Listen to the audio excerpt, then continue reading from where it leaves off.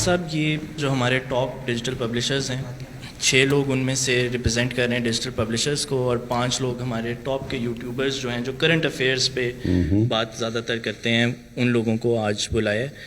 آپ کی لاسٹ ایک میٹنگ ہوئی تھی مارچ کے اندر اور اس کے بعد کووڈ آ گیا تھا اور باقی ساری تو یہ سلسلہ تھوڑا رک گیا تھا. تو یہ وہ لوگ ہیں جو تب نہیں آ سکے تھے اور ہم نے ان سے پرومس کیا ہوا تھا کہ ہم ہر مہینے ایک سیشن رکھا کریں گے. میں یہ چاہوں گا کہ آپ تھوڑا سا ان کو بریف کر دیں اور اس کے بعد ہم کوئکلی ان سب کا ایک ایک کوشچن سب سے لے لیں. اوکے چلیں, بڑا اچھا ہوا آپ کا سب کا آنا, اور یہ بالکل ٹھیک کہتے ہو, میری پلیز ریگولرلی انٹریکشنز کروایا کریں. ایک تو سوشل میڈیا ایک ایسی فورس اب میڈیا میں آ رہی ہے جو کہ دنیا کو بھی پوری طرح سمجھ نہیں ہے کہ اس کی پاور کتنی ہے, اور آپ کے لیے بڑا امپورٹنٹ ہے اس ملک میں سمجھنا کہ ہمارا ڈائریکشن کیا ہے, ہم کیا کرنے کی کوشش کر رہے ہیں, ہمیں کیا کرنا چاہیے, کہ ہمارے پرابلمز کیا ہیں اس ملک کے. جتنا آپ کو ان چیزوں کی سمجھ آتی رہے گی, اپنا جو آپ کا جو ڈسکورس ہے, جو آپ کا راستہ ہے, اس پہ آپ لوگوں کو لا سکیں گے. ہر چیز دیکھو قرآن کے اندر ہے, ایک قرآن کا پورا ایک صورت ہے اس الفرقان, کرائٹیرین, کہ ساری for all times to come اللہ نے بتا دیے کہ یہ اچھی چیز ہے, یہ بری چیز ہے. وہ اگر نہیں ہوتا, یہ آپ کی زندگی میں اگر یہ کرائٹیرین نہیں ہوتا تو پھر کوئی بھی چیز بری نہیں ہے. ہمارے سامنے سوسائٹیز کے اندر جب مورل اینکر جاتا ہے تو وہ سوسائٹیز ہمارے سامنے ڈس انٹیگریٹ کر جاتی ہیں. کیوں ایک قوم ڈکلائن کرتی ہے؟ سارا جو ہماری دین کا فلسفہ ہے وہ صرف ایک ہی چیز پہ جا کے آ جاتا ہے کہ نماز میں جب آپ کہتے ہیں اللہ ان کے راستے پہ لگا جن کو تو نے نعمتیں بخشی, ان کے نہیں جو غلط راستے پہ چلے گئے. زندگی میں آپ کے سامنے 2 راستے ہوتے ہیں ہمیشہ. نماز کا مقصد ہی یہ ہوتا ہے کہ آپ کو آپ کی چوائسز ٹھیک ہوں. ہر وقت آپ کنفرنٹڈ ہوں گے 2 چیزوں سے. ایک لگتا ہے بڑا اچھا راستہ ہے, آسان راستہ ہے, شارٹ کٹ ہے, اس سے پیسے بن جائیں گے لوگ, اور دوسری طرف مشکل راستہ لگتا ہے. لیکن وہ جو دوسرا جو مشکل راستہ ہوتا ہے, جس طرح قرآن میں ہے کہ کئی چیزوں کو جن کو تم اپنے لیے اچھا سمجھتے ہو وہ بری ہیں, اور جن کو بری سمجھتے ہو وہ اچھی ہیں.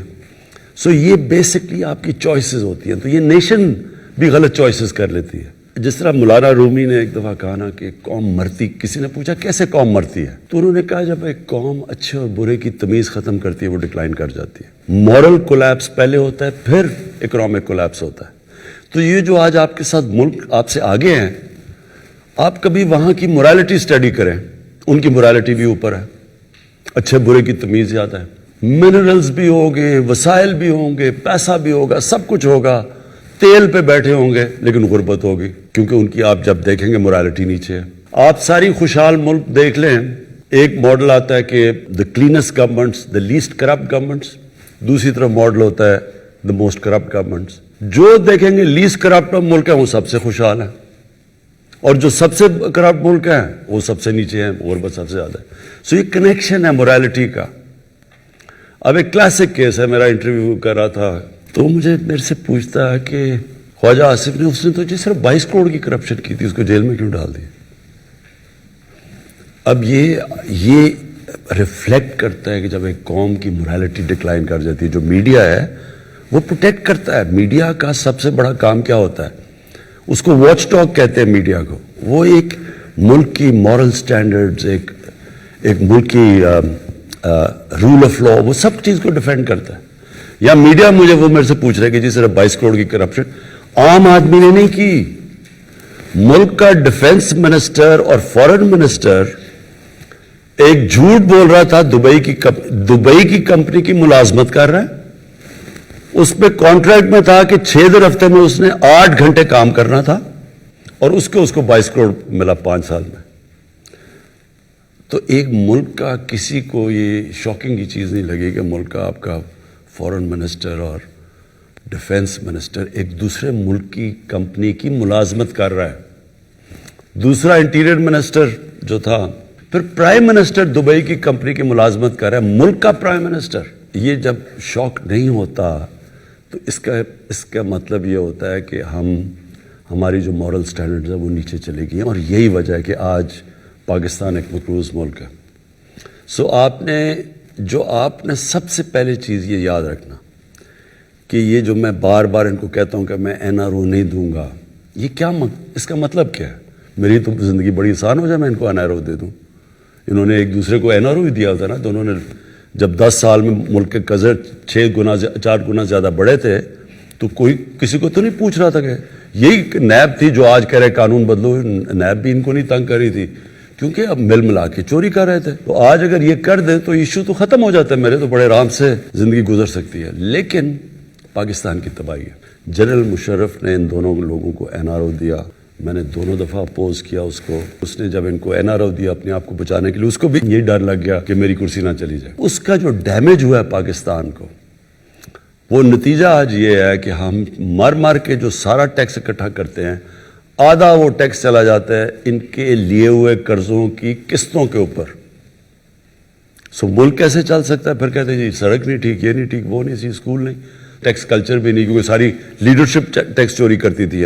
خواجہ آصف کا وہ کہہ رہا تھا, نواز شریف اور یہ احسن اقبال کا بیسکلی اقامہ یہ لے رہے تھے منی لانڈرنگ کے لیے. کیونکہ جب آپ اقامہ لے لیتے ہیں تو جو بھی اس بینک اکاؤنٹس میں وہاں دبئی میں یا سعودی عربیہ میں پیسہ ہوتا ہے وہ پھر پاکستانی نیشنل نہیں سمجھا جاتا, وہ دبئی نیشنل یا سعودی سمجھا جاتا ہے. تو ہم وہ ریٹریو نہیں کر سکتے پیسہ, تو اس لیے یہ اقامے لیتے تھے. سو بیسکلی ملک کا پرائم منسٹر اور 2 میجر منسٹر جب اس ملک کی خود منی لانڈرنگ کر رہے ہیں, یہاں سے پیسہ چوری کر کے باہر بھیج رہے ہیں اور فکٹیشس اکاؤنٹ سے واپس لے کے آ رہے ہیں شاپنگ کے لیے, باقی اصل پیسہ تو باہر ہے, تو اس کے بعد یہ باقی کس کو روک سکتے ہیں؟ میں آج پرائم منسٹر اور میرے وزیر جب کرپشن کرتے ہیں ملک تباہ ہو جاتا ہے.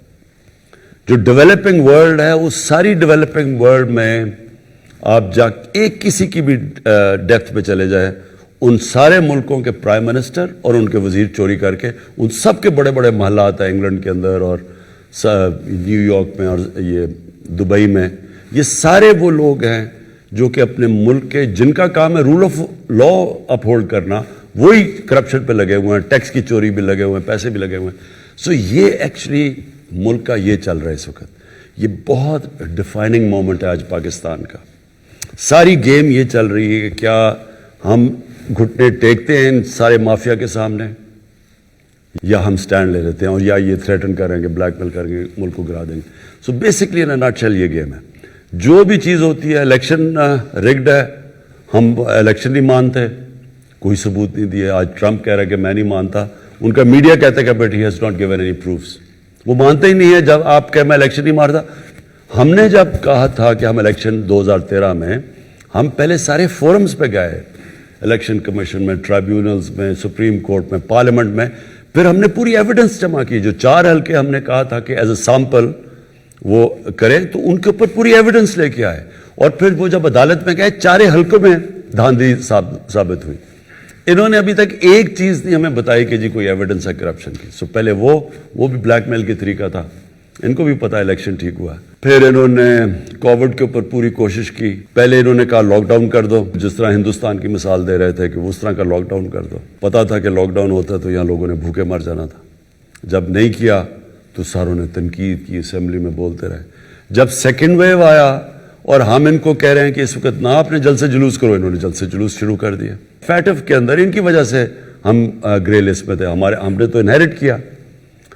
اب ان کو پتا تھا کہ اگر فیٹف کی ہم بلیک لسٹ میں چلے جاتے ہیں ملک پہ سینکشنز لگ جاتی ہیں, تو انہوں نے اس کے اوپر بلیک میل کیا. فیٹف کا نیب کی آرڈیننس کو چینج کرنے میں کیا کنیکشن تھا؟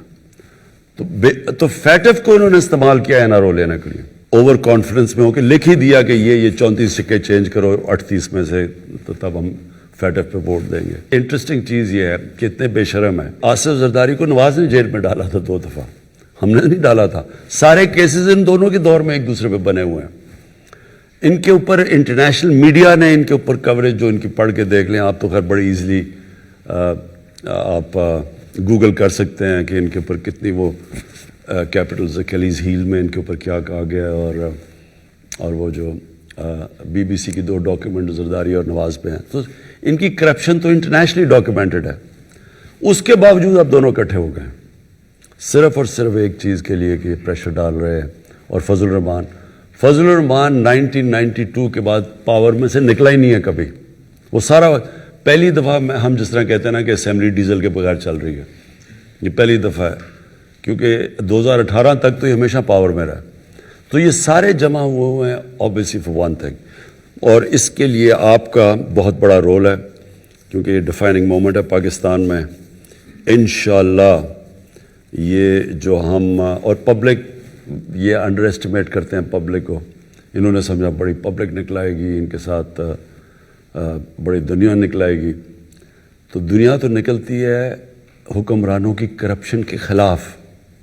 ساری عرب سپرنگ جو ہوئی تھی, پلیز یہ یاد رکھیں 10 سال پہلے, وہ ان ریپرزینٹیو گورنمنٹس کی کرپشن کے اوپر لوگ نکلے تھے. Thank you for having this session with us. It's a real pleasure to be here with such a group of people to have an interactive and informal session. You mentioned a number of challenges that Pakistan is facing. One of the challenges that Pakistan has been facing for many years has been unrest in Balochistan. Recently, there was the killing of the Hazara Shia, which has happened several times before. I think that it would be very interesting to hear you speak about the historical roots of the issue in Balochistan and what the government can do to improve the lives of Balochis in the future, and also to change the perception of Balochistan both nationally and internationally, because there are many different narratives about Balochistan, both in Pakistan and outside of Pakistan. It's a very complex issue. I think it would be very interesting if you could tell us your thoughts about it and your vision for the future of Balochistan and its relationship with the rest of the country. دیکھو بلوچستان میں نا یہ جو sectarianism ہے, اور یہ خاص طور پہ ہزاراز کے اگینسٹ جو شیعہ ہے, اس کی جینیسز ہے 80s کی, وہ جو افغان جہاد ہوئی تھی. افغان جہاد کے اندر انفارچونیٹلی یہ جو ملیٹنٹ سیکٹیرینزم ہے یہ شروع ہوئی تھی. اس سے پہلے سیکٹیرینزم تھی لیکن ملیٹنٹ نہیں تھی. تو یہ بڑا انفارچونیٹ ہے کہ وہ گروپس بن گئے 89 کے بعد, جب وہ امریکنز گئے یہاں سے افغانستان سے, یعنی یہ جو ختم کر کے سوویٹس نکل گئے, تو وہ انفارچونیٹلی وہ جو ملیٹنٹ گروپس تھے وہ رہ گئے. اور یہ انہوں نے بڑا نقصان پہنچایا پاکستان کو. آئی مین ناٹ جسٹ دیر, ساری جگہ, لیکن یہ پرٹیکولرلی یہ جو ہزارہ کمیونٹی کو انہوں نے ٹارگٹ کیا, شیعہ کمیونٹی کو. جو اب ہوا ہے, یہ جو آئیسس نے کلیم کیا ہے, ہم سب کا یہ اوپینین ہے, ہماری سیکیورٹی ایجنسیز کا, کہ اب اس کو بیک, آئیسس کو بیک کر رہا ہے ہندوستان. ہندوستان کا سٹیٹڈ ایم ہے, یہ جو نریندر مودی کی حکومت ہے, پاکستان میں انتشار پھیلانا. میں نے اپنی کیبنٹ کو آج سے لاسٹ مارچ میں ان سب کو بتا دیا تھا کہ ہمیں پوری انٹیلیجنس بریفنگ ہو گئی تھی کہ یہ سیکٹیرینزم انفلیم کرنا چاہتے ہیں پاکستان میں, اور یہ انہوں نے شروع کرنا تھا شیعہ اور سنی کے علماء کو قتل کرنے کا تاکہ یہ انفلیم ہو. تو اس کے بعد ہم نے پکڑے بھی لوگ یہاں, ان کے ادھر اسلام آباد میں بھی ایکشن کرنے لگے تھے. پھر انہوں نے ایک بہت بڑا عالم تھا جو اینٹی شیعہ تھا, اس کو کراچی میں قتل کیا, وہ ہم نے ڈیفیوز کیا. تو یہ چل رہا تھا, اینڈ فل مارکس کہ ہماری جو ISI ہے, ہماری جو ایجنسیز ہیں وہ ورلڈ کلاس ہیں. انہوں نے بہت, چونکہ ہمیں پہلے سے پتہ چل گیا تھا تو ہم بڑے پری ایمپٹ کیا. لیکن انفارچونیٹلی بڑا مشکل تھا, یہ انہوں نے ٹارگٹ کیا, ریموٹ ایریاز ہیں, اسپاس پاپولیشن ہے, وہاں ایریاز کو کور کرنا مشکل ہے, تو انہوں نے یہ ٹارگٹ کیا بڑا سلیکٹ کر کے, اور اس کے معاف کر گئی ہے آئیسس کے ساتھ. جو یہ سیکٹیرین ٹائپ گروپس تھے یہ اس کے ساتھ معاف کر چکے ہیں آئیسس کے ساتھ. ایک چیز سمجھ آئے, بلوچستان میں ہماری فیڈرل گورنمنٹس نے توجہ نہیں دی. توجہ اس لیے نہیں دی کہ بلوچستان کا جو ٹوٹل ووٹ بینک ہے وہ ایک فیصل آباد ڈویژن جتنا ہے. تو جو یہاں گورنمنٹس آتی تھیں وہ اگر سینٹرل پنجاب جیت جائیں, ووٹس باقی KP سے مل جائیں, تو وہ گورنمنٹ فارم کر لیتی تھی. تو اس لیے ایگزیکٹلی کہ جو پیپلز پارٹی نے کراچی کے اوپر توجہ نہیں دی, کیونکہ وہ انٹیریئر سے ووٹ لے کے آتے ہیں, تو اس لیے وہ کراچی کی پرواہ نہیں کرتے اور کراچی نگلیکٹ ہو گیا. تو یہ بلوچستان کا سنڈروم تھا. اس کا دوسرا پرابلم یہ ہے کہ بلوچستان کے اندر جو ان کا جو سرداری سسٹم ہے وہ بھی وہ ایک ایسا سسٹم بنا ہوا ہے کہ جب جو بھی پھر فیڈرل گورنمنٹ بنتی تھی یہ پھر سردار اس کے ساتھ الائنس کر لیتے تھے. اب سردار جو الائنس کر لیتے تھے, ہوتا یہ تھا کہ جو ڈیولپمنٹ فنڈز وہاں کے لیے دیے جاتے تھے, وہ ان کے ذریعے خرچ کیے جاتے تھے, وہ نیچے تک پہنچتے ہی نہیں تھے. تو اس لیے وہاں لوگ غریب ہیں, اور سردار جو over a period of time وہ بہت پاورفل بن چکے ہیں. سو وہ سسٹم جو ہے وہ اس کی وجہ سے, اور بڑا ایریا بھی ہے, اور فیڈرل گورنمنٹ کی توجہ بھی نہیں رہی, اور ان کے جو اپنے پولیٹیکل جو پاورفل ان کے جو سردار تھے, انہوں نے بھی کبھی لوکل گورنمنٹ سسٹم نہیں ڈیولپ کیا. اس کی وجہ سے وہاں بڑا غربت ہے نیچے. سو اس کے ملٹیپل طریقے ہیں. ہم اب پہلی گورنمنٹ ہے جو پورا زور لگا رہے ہیں سوشو اکنامک ڈیولپمنٹ پہ بلوچستان پہ. ساؤتھ بلوچستان میں پہلی دفعہ بڑا پیکج دیا ہے, بٹ وہ ایریا بڑا ہے, اس کے لیے فنڈز بہت چاہیے ہیں, اور ہمارے پاس اس وقت اتنے فنڈز نہیں. اور آپ بڑا اچھا چیف منسٹر آئے جو جام کمال ہے. سو ہم کوشش کر رہے ہیں کہ یہ جو پرانے ایک لیگیسی بنی ہوئی تھی اس کو ختم کریں. میرا نام جاوید اقبال ہے جی. میں ایک پریکٹسنگ سرجن ہوں. میں نے پاکستان سے بھی فیلوشپ کی, باہر سے بھی. میں قائد اعظم میڈیکل کالج بہاولپور سے ریٹائر ہوا ہوں ایز پرنسپل. تو میرا تو میڈیا سے اتنا ڈائریکٹ تعلق نہیں تھا, لیکن ریٹائرمنٹ کے بعد جب میں نے اپنا ایکسپیرینس شیئر کرنا شروع کیا related to training, teaching, grooming of people and parenting, تو مجھے نہیں اندازہ تھا کہ میڈیا کی اتنی پاور ہوتی ہے کہ ایک سرجن جو ہے اس کا چینل اتنا ہو جائے کہ وہ ملین تک پہنچ جائے اور لوگ اس کو رسپونڈ کرنا شروع کر دیں. شاید اسی لیے میں یہاں ہوں. تو اس لیے مجھے بڑی خوشی ہو رہی ہے. اور آپ کے جو ویژن میں سے ایک ویژن میرے لیے بہت انسپریشنل ہے, وہ ہے کہ آپ نے کہا تھا کہ میں ایک قوم بناؤں گا. میرا یہ خیال ہے کہ جب آپ کو گورنمنٹ ملی تو اتنے چیلنجز تھے اکنامک سارے, کہ فارملی وہ قوم بنانے والا جو کام تھا وہ اب کرنے کا ٹائم آ گیا ہے. میرے پاس ایک چھوٹا سا فریم ورک ہے جس سے بغیر پیسے خرچ کیے ہوئے ہم شارٹ ٹرم اور لانگ ٹرم آپ کے اس ویژن کو امپلیمنٹ کر سکتے ہیں. شارٹ ٹرم میں یہ ہے کہ سر ہماری جو سڑکوں پر لوگوں کو پتہ نہیں ہے کہ تھوکنا کیسے ہے, لوگوں کو پتہ نہیں ہے کہ لائن بنانی ہے, لوگوں کو پتہ نہیں ہے جو چھوٹے چھوٹے سوشل جو ایک لٹریسی ہوتی ہے, اس کے لیے 3 ایریاز ہیں. ایک ہماری سول ایڈمنسٹریشن, ایک ہمارا اسکول, ایک ہماری مسجد. ہم نے اس کی پاور کو بغیر پیسے سے یوز کر سکتے ہیں. فار ایگزامپل جس طرح آپ نے ہمیں بلایا ہے, آپ پورے پنجاب کے کمشنرز کو بلائیے اور بلا کے کسی ایکسپرٹ سے 2 صفحے کا ایک سوشل کیریکولم ڈیزائن کر لیجیے. جو ایکسپرٹ بنائیں گے تو اس کو ٹیکنیکل لرننگ آبجیکٹیوز کے حساب سے بنائیں گے. ان کمشنرز کو کہا جائے کہ آپ کی کمشنری میں جتنے لوگ موجود ہیں 15 دن کے اندر یہ پیغام ان تک پہنچنا چاہیے, اور ایک ماسٹر ٹرینر ان کو ٹرین کرے جو کہ اس کا ایکسپرٹ ہو. وہ جب واپس جائیں تو وہ اپنے تمام ہیڈ ماسٹرز کو بلائیں پرائمری اسکول کے, انہیں کہیں یہ 4 صفوں کی باتیں ہیں, لائن بنانی ہے, یہاں تھوکنا نہیں ہے, السلام علیکم کہنا ہے, کھانستے وقت ہاتھ رکھنا ہے, and other those social literacy. تو اسکول کی اسمبلی میں آپ کی پہلی میٹنگ کے 10 دن کے بعد اسکول کے بچوں میں یہ بات پھیلنا شروع ہو جائے گی. نمبر 2, مسجد کے مولوی صاحبان کو بلائیں. وہ بہت آنرڈ فیل کریں گے اگر کمشنر صاحب اپنے لان میں ان کو چائے پہ بلائیں. انہیں کہیں جی کہ حدیث سے شروع کر کے ہر نماز کے بعد یہ 3 صفوں کا کیریکولم ہے. یہ ریاست پاکستان کے آپ ریپرزینٹیٹو ہیں. مسجد ریاست پاکستان کا ایک ایک انسٹرومنٹ ہے, تو ریاست کا پیغام عوام تک پہنچائیے. 4 دن کے بعد ہر نماز کے بعد لوگ کہنا شروع کر دیں گے. اور تیسرا, سول ایڈمنسٹریشن, جتنی انجمن تاجران سارے وہ جو commissioner, deputy commissioner, assistant commissioner کی پوری ایک ٹرینڈ پڑھے لکھے لوگ موجود ہیں. 15 دن کے اندر پورے پاکستان میں نوائز لیول ہو جائے گا کہ یہ 10 کام ہم نے نہیں کرنے. اور 15 دن کے بعد آپ ٹی وی پہ آ کے آپ یہ کہیں گے ماشاءاللہ, جیسے تو آپ سنتے ہیں آپ کو کہ آج کوئی پالیٹکس پہ بات نہیں کرنی, آج میں نے یہ 3 ہفتے پہلے ہم نے یہ شروع کیا تھا. آپ کی ریسرچ ٹیم اس کا ایک ڈیٹا نکال کے دے کہ اس کا یہ امپیکٹ ہوا ہے, اور 1 مہینے میں شارٹ ٹرم لوگ کہنے لگ جائیں گے, اوے عمران صاحب نے کہا تھا نا آپ نے لائن بنانی ہے, لائن بناؤ, یہاں تھوکنا نہیں ہے کیونکہ وہ پتہ ہے فلاں بندے نے کہا تھا, اور یہ سارے میڈیا کے دوست اس کے اندر آپ کا ہینڈ بنیں گے. یہ تو ہے سر شارٹ ٹرم. لانگ ٹرم میں عرض کرنا چاہتا ہوں کہ ہمارے ملک کے اندر جو پیرنٹنگ کا ایریا ہے وہ بالکل ڈیفیشینٹ ہے. ایک 18 سال کے لڑکے کی 18 سال کی لڑکی سے شادی ہو جاتی ہے, کو اللہ اولاد دے دیتا ہے, لیکن ان کو ان کی پیرنٹنگ نہیں آتی, اور اسی نے آگے جا کے پوری نیشن بننا ہے. تو اس پیرنٹنگ کو کیسے ہم اپنے کیریکولم کے اندر انکلوڈ کریں جس سے جو ہمارے نئے بچے آ رہے ہیں ان کی تربیت ہو سکے. یہ ایک لانگ ٹرم پلان ہے جس پر بہت سارے ہوم ورک ہوئے ہیں. میرے کام کا سر جو سارا میں بھی پریکٹسنگ سرجن ہوں, آئی ایم لیپروسکوپک سرجن, لیکن ریٹائرمنٹ کے بعد اس پر میں نے کافی محنت کی ہے. آپ کی گفتگو میں ہمیشہ ایک ریفرنس ریاست مدینہ کا ہوتا ہے اور سیرت نبی کا ہوتا ہے. میں سر کالج آف فزن سرجن میں لیڈرشپ پڑھاتا ہوں اور سافٹ اسکل پڑھاتا ہوں. میں تمام چیزیں جو بیسیکلی ویسٹ کی ہیں ان کو جب ریلیٹ کرتا ہوں تو وہ اسوہ نبی صلی اللہ علیہ وسلم سے اس کا ریلیشن شپ مل جاتا ہے. جو کہ ویسٹ نے ریسرچ کر کے لی ہے وہ ہمارے پاس پہلے ہی ہمارے بزرگوں کے تحت موجود ہے. تو کسی طریقے سے جیسے آپ کو مبارک بھی سر, ہم سب کو بھی, کہ جو آپ نے سنگر کیریکولم ایڈ کیا ہے وہ 6ٹھی جماعت تک ناظرہ قرآن کا ہے. میری آپ سے یہ ریکویسٹ ہوگی کہ اس کے بہت ساری وائسز اس کے اگینسٹ ہوں گی, لیکن پلیز اس کو امپلیمنٹ کیجئے، جو کہ سارا ہوم ورک شفقت صاحب نے اور سب نے کیا ہوا ہے. اور قرآن وہ ایک ریفرنس ہے جس کے ذریعے سے وہ تربیت ہو سکتی ہے جو ریاست مدینہ کی تربیت ہے، نبی کریم صلی اللہ علیہ وسلم کے اسوہ سے ریلیٹڈ ہے.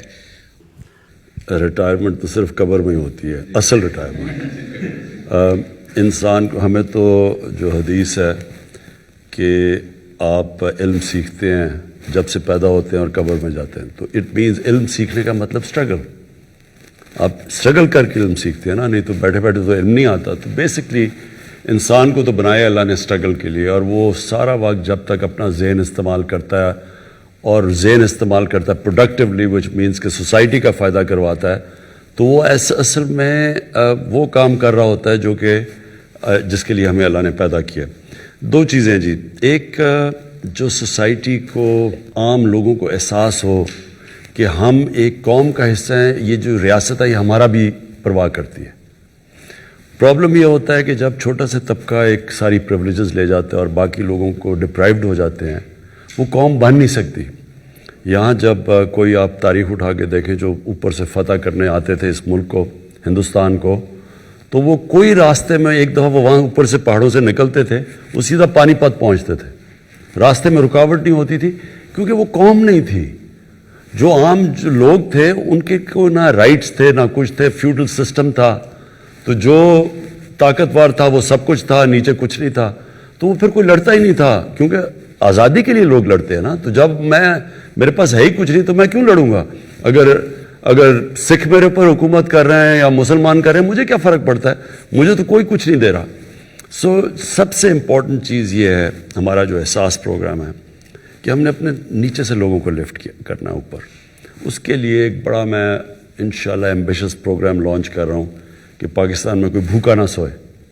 یہ بڑا ہم آئی ٹی کا پورا استعمال کر رہے ہیں اور پورا ایک پروگرام ڈیولپ کر رہے ہیں کہ کیسے ہم پہلے ہاٹ سپاٹس پاکستان میں دیکھیں، کون سے علاقوں میں لوگ بھوکے ہیں، سارا پہلے ڈیٹا ڈیولپ کریں، پھر ملک کو موبلائز کریں کہ ہم کیسے ان سارے علاقوں میں جو کمزور علاقے ہیں کھانا پہنچائیں. یہ بنیادی ضرورت، لوگ بھوکے نہ سوئیں. اور اس کے بعد ساتھ ساتھ باقی بھی کر رہے ہیں. یہ ون سنگل کریکولم کے اوپر آ رہے ہیں کہ نچلے لوگوں کو موقع ملے اوپر آنے کا. پھر جو ہیلتھ کارڈ لے کے آ رہے ہیں، یہ ایک انقلاب ہے پاکستان میں. کے پی میں اور پنجاب میں انشاءاللہ بائی اینڈ آف 21 ہر خاندان کے پاس ہیلتھ انشورنس ہوگی. یہ ایک ہیلتھ سسٹم کا انقلاب آنے والا ہے. جب ایک گاؤں کے ایک خاندان کے پاس ایک ہیلتھ کارڈ ہوگا تو وہ کسی بھی ہاسپٹل میں جا کے اپنا ہیلتھ کارڈ سے علاج کروا سکتے ہیں. تو پھر پرائیویٹ سیکٹر گاؤں اور چھوٹے شہروں میں چلے جائیں گے، ہاسپٹلز بنائیں گے. ان کو ہم علیحدہ انسینٹیوائز کر رہے ہیں ہاسپٹلز کو کہ چھوٹے شہروں میں جائے. گورنمنٹ کے پاس تو وسائل نہیں آتے زیادہ ہاسپٹل بنانے کے. تو کیونکہ وہ اس لیے نہیں جاتے غریب علاقوں میں یا چھوٹے گاؤں میں کہ ان کو پیسہ نہیں بنتا. تو جب ہیلتھ کارڈ آ جائے گا تو وہ تو کہیں بھی جا کے اپنا علاج کروا سکتے ہیں. تو یہ ایک بڑا ایمبیشس پروگرام ہے ہمارا، یونیورسل ہیلتھ کوریج، کہ عام آدمی کو ایک علاج ہو، اور سیکنڈلی پھر کہ ایک پورا ہیلتھ سسٹم بن جائے، ان کے ڈیوٹی فری اکوپمنٹ لا سکیں. پرائیویٹ ہاسپٹلز، اوقاف کی زمین اور ایک ایویکیو ٹرسٹ کی زمین جو پڑی ہوئی ہیں، ان ساروں کو ہم ان کو کنسیشن ریٹس پہ ہاسپٹل بنانے کے لیے موقع دیں. تو وہ ایک پورا ایک ہیلتھ ایجوکیشن ون سلیبس. اس کے بعد یہ جو یہ کھانا، اور پھر جو نیا پاکستان ہاؤسنگ ہے وہ اب لیٹ اس لیے ہوا کہ فورکلوجر لا انفارچونیٹلی عدالت میں پھنسا ہوا تھا. وہ جب تک وہ نہیں آتا گورنمنٹ بینکس لینڈ نہیں کرتے. یہاں تو کوئی کانسیپٹ ہی نہ، کیش ہے تو گھر بناؤ، کیش نہیں ہے تو آپ گھر ہی نہیں بنا سکتے. ایک مزدور بھی انسٹالمنٹس کے اوپر اپنا گھر بنا سکتا ہے. ہماری انشاءاللہ یہ ہاؤسنگ بہت بڑی کیمپین ہے یہ جو اٹھنے والی ہے. فائنلی جو میں آپ کو بات کہتا ہوں کہ دیکھیں، ہر انسان کے لیے کوئی نہ کوئی رول ماڈل ہوتا ہے. جب بڑے ہو رہے ہوتے ہیں، جب اپنے آئیڈیاز ہم کر رہے ہوتے ہیں کہ میں کیا بننا چاہتا ہوں، تو میرے تصور ہوتا ہے کوئی رول ماڈل ہوتا ہے. بٹ ایکچولی جو اچیورز ہوتے ہیں، اسپورٹس میں ہوتے ہیں، کہیں بھی دنیا میں بن جاتے ہیں رول ماڈلز، پھر ان کو کاپی کرتے ہوئے انیشلی اس طرح دنیا چلتی ہے. اللہ ہمیں کہتا ہے قرآن میں کہ جو ہمارا رول ماڈل ہونا چاہیے وہ نبی صلی اللہ علیہ وسلم. وہ کیوں ہیں؟ کیونکہ دنیا کی تاریخ پہ کسی انسان نے وہ اچیو نہ کیا ہے نہ کر سکتا ہے. تو وہ ان کے جو فیسٹس ہیں، ان کی پرسنالٹی کے، جو مدینہ کی ریاست تھی وہ ایکچولی ان کی سنت تھی. انہوں نے وہ جو سیٹ اپ کیا سپریم پاور بن گیا دنیا کی, اور وہ بھی ثابت کیا کہ وہ قوم جس کے پاس کوئی حیثیت ہی نہیں تھی, منگولینز بھی دنیا میں بڑی تیزی سے چھا گئے تھے, لیکن وہ 100 سال کے بعد وہ ختم ہو گئے تھے. یعنی وہ آہستہ آہستہ وہ اور قوموں میں ان کا کلچر ہی ختم ہو گیا تھا. اور لیکن منگولین اس لیے دنیا میں چھا گئے تھے کیونکہ انہوں نے نئی انوویشن کی تھی. ان کا کمان جو تھی وہ بڑی دور تک تیر مارتی تھی, اور پھر ان کے اسپیشل گھوڑے تھے, وار ٹیکنیک تھی. ان کا تو تھا ہی کچھ نہیں, انہوں نے تو کوئی انوویشن نہیں تھی. رومن ایمپائر اور پرشین ایمپائر تھا. تو ان ایک دم یہ دنیا کے اوپر جو حاوی ہوئے ہیں, یہ ایک دنیا کی تاریخ کا ایک بڑا یونیک ایک فینومینا ہے جس کو لوگوں نے اسٹڈی نہیں کیا. میں حیران ہوں کہ کبھی یہ نہیں اسٹڈی کرتا, کیونکہ وہ مغرب تو نہیں اسٹڈی کرے گا اس کو, کیونکہ ان کے تو انٹرسٹ نہیں ہے. ہماری انٹلیکٹس نے کیوں نہیں اسٹڈی کیا کہ وہی عرب تھے, وہ ایک دم کنورٹ ہو گئے اور مدینہ ہجرت کی تھی 622 میں, 636 یعنی 13 سال کے بعد اور 14 سال کے بعد 2 سپر پاورز ان کے سامنے گر چکی تھی without any innovation any thing. تو وہ ایک فینومینا ہے, اس لیے قرآن ہمیں کہتی ہے کہ ان کی زندگی سے سیکھو. سو اصل میں ہی از دا رول ماڈل جو آپ ابھی بات کر رہے ہیں نا. کیریکٹر بلڈنگ میں آپ جتنی ان کو اسٹڈی کریں گے, آپ وہ اچھا وہ جو دنیا میں ملک وہ چیزیں اڈاپٹ کرے گا وہ اوپر چلا جائے گا. جو بھی قوم وہ پرنسپلز پہ چلے گی وہ اوپر آ جائے گی. This is Bakhtavar Mahmood, Head of Strategic Communications at Pro Pakistani. First of all, thank you for giving an opportunity to an ordinary citizen of Pakistan to meet their Prime Minister of the state and ask him a question. Really appreciate it, never happened before. Sir, میرا سوال آپ سے tax collection system اور FPR reforms کے حوالے سے ہے. پچھلے 2-2.5 سال میں ہمارے جو ایک نوکری پیشہ طبقہ ہے یا مڈل کلاس جو لوگ ہیں, جن کا آلریڈی ٹیکس ڈیڈکٹ ہو رہا تھا, دے ور ویری مچ کنسرن کہ جی ٹیکس فائل کرنا ہے.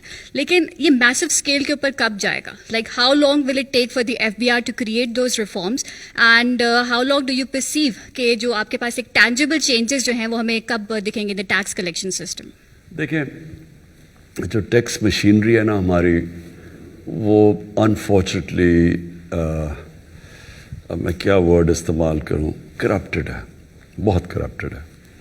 اور وہ ہوئی ہے کرپٹڈ جب ایک ملک میں, جب میں شروع میں آپ سے بات کی تھی کہ جو مورل اتھارٹی ہوتی ہے وہ اوپر سے نیچے آتی ہے. سو نبی صلی اللہ علیہ وسلم نے مدینہ کے اندر ساری جو ویلیو سسٹم اوپر لے گئے تو سب چینج ہو گئے. تو جب آپ کے پاس یہ ٹوٹ بٹوٹ آ جائیں زرداری اور نواز شریف, تو سارے ملک کی مورالٹی کولیپس کر جاتی ہے.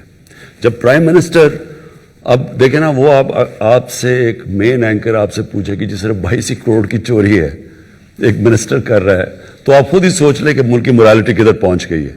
تو وہ اوپر سے شروع ہوتی ہے نیچے تک. سو ٹیکس سسٹم نے بھی, کیونکہ سب سے یہ امپورٹنٹ ہے, تو اس نے بھی افیکٹ تو ہونا تھا. اس کا کیور آٹومیشن ہے. جتنی ہم ٹیکنالوجی اس کے اندر لے کے آئیں گے, اور انفارچونیٹلی FBR نے ٹیکنالوجی آنے سے روکا, سبوٹاج کی, کیونکہ وہ پیسے بناتے ہیں. تو اب ہم اس ٹیکنالوجی کی طرف جا رہے ہیں. لیکن آپ کو میں شاکنگ فگرز یہ دوں کہ ہمارے 22 کروڑ لوگوں میں سے صرف 20 لاکھ لوگ ٹیکس دیتے ہیں, دنیا میں سب سے کم ٹیکس. اور جو ہمارا 70% ٹیکس اکٹھا ہوتا ہے وہ صرف 3000 لوگ دیتے ہیں. سو 22 کروڑ لوگوں میں سے 3000 لوگ 70% ٹیکس دیتے ہیں, اور جو 20 لاکھ ہیں وہ ٹیکس فائلرز ہیں. اور ہم نے ابھی اب یہ ٹیکنالوجی کا استعمال کرتے ہوئے ہم نے ابھی دیکھا کہ ہمارے ملک میں اس وقت 3.5 کروڑ لوگ ہیں جن کے پاس گاڑیاں ہیں, جن کے پاس گھر ہیں, لیکن کوئی ٹیکس نہیں دیتے.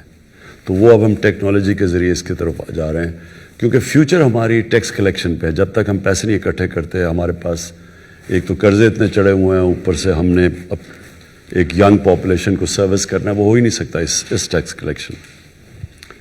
This is Amar Ahmed from Urdu Point. First of all, sir, thank you for inviting us here. This is a very great initiative. Sir, میرا سوال الیکٹرک وہیکل پالیسی پہ ہے اور EV پالیسی پہ ہے. ہم دیکھ رہے ہیں فیول ڈریون کار سے دنیا الیکٹرک وہیکل پہ شفٹ ہو رہی ہیں, رائٹ؟ تو ہم باہر کے ملکوں میں دیکھتے ہیں ان کو ڈفرینٹ ٹیکس ریلیکسیشن دی جاتی ہیں, ان کو ٹول ایگزیمپشنز ہوتی ہیں. سر, تو پاکستان میں کیا ان کو ریلیکسیشن اور ایگزیمپشن دی جائیں گی, اور گورنمنٹ کی اس پرسپیکٹو پر کیا اسٹریٹجیز ہوں گی؟ think. हमने अभी लेके आए हैं अपनी इलेक्ट्रिक कार पॉलिसी